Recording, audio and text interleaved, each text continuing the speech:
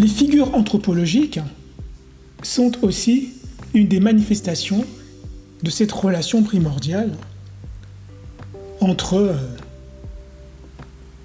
le sujet et l'histoire, entre le sujet, le temps et les figurations humaines.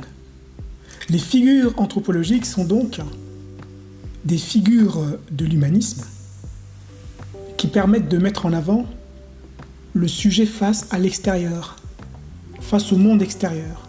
Et ce monde extérieur, c'est le temps, ce monde extérieur, c'est l'humanisme.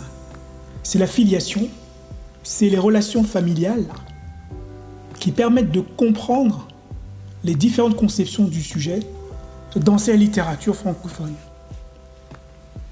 Ces figures éclairent les valeurs, ces figures éclairent les héritages, ces figures éclairent les structures sociales qui influencent la construction identitaire du sujet.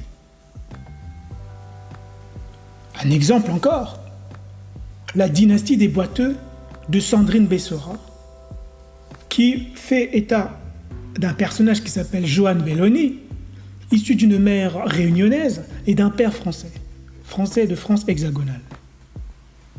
Il est un voyageur, élevé dans l'ombre d'une paternité ambiguë. Il cherche son identité dans l'apprentissage de la zoologie à Paris et dans l'exploration en Afrique.